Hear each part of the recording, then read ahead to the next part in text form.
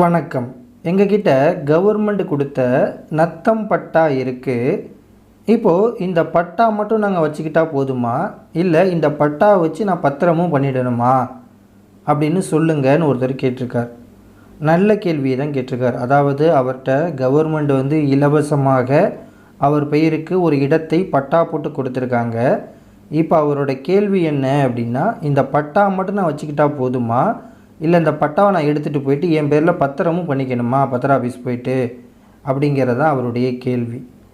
இப்போது கவர்மெண்ட் உங்களுக்கு இலவச பட்டா கொடுக்குது. அந்த பட்டா நிலம் விவசாய நிலமாக இருந்தாலும் சரி, வீட்டு மனையாக இருந்தாலும் சரி, கவர்மெண்ட் உங்களுக்கு பட்டா போட்டு புறம்போக்கு நிலத்தை நத்தம் நிலமாக மாற்றி உங்களுக்கு கொடுக்குறாங்க. பட்டா உங்கள் பேரில் கொடுக்குறாங்க அப்படின்னா அந்த பட்டா மட்டுமே போதுமானது. பத்திரம் நீங்கள் பதிவு செய்ய தேவையில்லை. எப்போ உங்களுக்கு பத்திரம் பதிவு செய்யணும்னு விரும்புகிறீங்களோ அப்போ பத்திரம் போட்டுக்கிட்டாலே போதுமானது. இப்போது தனியார்ட்டேந்து ஒரு நபர்கிட்டேருந்து நீங்கள் சொத்து வாங்கும்போது, ப்ரைவேட் நபர்கிட்டேருந்து, அதை தெரிஞ்சவரோ தெரியாதவரோ உங்களுக்கு ஒரு இடம் பிடிச்சி போய் ஒரு நபர்கிட்டேருந்து நீங்கள் ஒரு சொத்தை வாங்கும்போது பத்திரம், கிரைய பத்திரம் போட்டு தான் அந்த சொத்தை வாங்கணும். இதுவே கவர்மெண்ட் உங்களுக்கு இலவசமாக புறம்போக்கு நிலத்தை பட்டா போட்டு கொடுக்குது அப்படின்னா பட்டா மட்டும்தான் உங்களுக்கு மூல ஆவணம். ஸோ பத்திரம் தேவையில்லை. தேவைப்படும் போது பதிந்து கொண்டால் போதுமானது.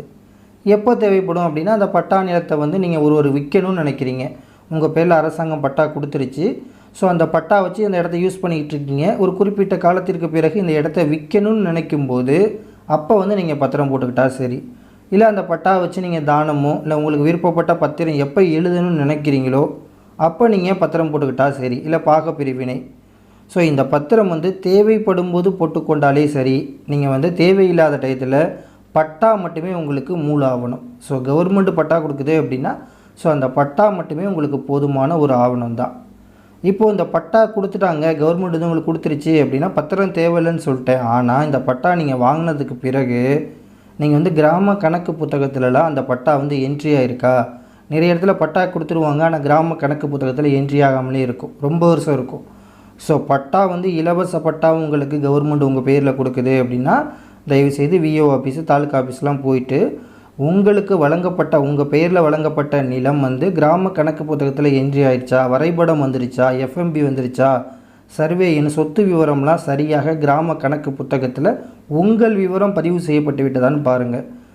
அப்படி எதுவுமே பதிவு செய்யாமல் உங்கள்கிட்ட வெறும் பட்டா மட்டும் இருந்துச்சு அப்படின்னா அதை வச்சு நீங்கள் பின்னாடி பத்திரமும் பண்ண முடியாது. ஸோ பட்டா கவர்மெண்ட் கொடுக்குது அப்படின்னா கிராம கணக்கு புத்தகத்தில் அந்த விவரங்கள் என்ட்ரி ஆகிட்டால் நீங்கள் போய்ட்டு செக் பண்ணாலும் அதுதான் ரொம்ப முக்கியம். பத்திரத்தை விட அதுதான் ரொம்ப முக்கியம். பத்திரம் நீங்கள் எப்போ வேணுமோ அப்போ போய்ட்டு நீங்கள் பதிவு செஞ்சு கொள்ளலாம், அது பிரச்சனை இல்லை பட்டா இருக்கும் பட்சத்தில். ஸோ பட்டா ப்ராப்பராக கிராம கணக்கு புத்தகத்தில் என்ட்ரி ஆகிட்டான்னு பாருங்கள். முக்கியமாக சில இடத்துல கண்டிஷனை வச்சு கொடுப்பாங்க, நிபந்தனை வச்சு பட்டா கொடுப்பாங்க.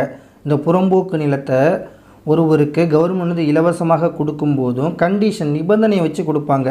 ஸோ அந்த நிபந்தனை பூர்த்தியானதற்கு பிறகும் அந்த நிபந்தனை என்ன சொல்லியிருக்காங்களோ அந்த குரூப்புக்கு தான் நீங்கள் அந்த சொத்தை விற்கணும்னு சொல்லியிருந்தாங்களோ அந்த மாதிரி பத்திரம் பண்ணி கொடுங்க, மாற்றி கொடுக்காதீங்க. அதே மாதிரி குறிப்பாக அந்த நிபந்தனை என்னென்ன கொடுத்துருக்காங்களோ அந்த பட்டாவில் அந்த நிபந்தனையெல்லாம் பூர்த்தி செய்ததற்கு பிறகு தான் அந்த நீங்கள் சொத்தை நீங்கள் விற்பனை செய்யணும். அந்த பட்டாவே உங்கள் பயன்பாட்டுக்கு வரும், முழுமையான பயன்பாட்டுக்கு வரும். அதாவது நீங்கள் பத்திரம் பண்ணி கொடுப்பதற்கான பயன்பாட்டுக்கு வரும். ஸோ பட்டா கொடுத்துட்டாங்கன்னா அந்த நிலம் உங்களுக்கு பயன்பாட்டுக்கு வந்துடும் நிபந்தனை பட்டாவில். ஆனால் அந்த இடத்தை வேறு ஒருவருக்கு பத்திரம் பண்ணுவதற்கோ இல்லை விற்பனை செய்வதற்கோ இல்லை வேறு ஏதாவது பத்திரம் பண்ணுவதற்கோ அந்த நிபந்தனையை நீங்கள் பூர்த்தி செஞ்சுருக்கணும். இப்போ நீங்கள் நிபந்தனையை பூர்த்தி பண்ணாமல் பண்ணிட்டீங்க அப்படின்னா பிற்காலத்தில் பத்திர சிக்கல் வரலாம், இல்லை கவர்மெண்ட்டே அந்த பட்டாவை ரத்து செய்யலாம். நீங்கள் நிபந்தனையை பூர்த்தி செய்யலை அப்படிங்கிற ஒரு காரணத்தை வச்சு கவர்மெண்ட்டே ரத்து செய்யலாம். ஸோ பொதுவாக கவர்மெண்ட் உங்கள் பெயருக்கு இலவச பட்டா கொடுக்குறாங்க அப்படின்னா அந்த பட்டாவே போதுமானது. பத்திரம் பதிவு செய்ய தேவையில்லை. தேவைப்படும் போது பத்திரம் பதிவு செய்து கொண்டாலே போதுமானது. அந்த பட்டா தான் கவர்மெண்ட் உங்கள் பெயருக்கு வழங்கக்கூடிய அந்த பட்டா தான் அந்த சொத்தின் மூல ஆவணம், அதாவது மூல பத்திரம் போல் மூல பட்டா. ஸோ அந்த பட்டாவை மட்டும் ப்ராப்பராக செக் பண்ணி சரி செய்து வச்சுக்கிட்டாலே போதுமானது. இதுதான் இன்றைய தகவல். நன்றி, வணக்கம்.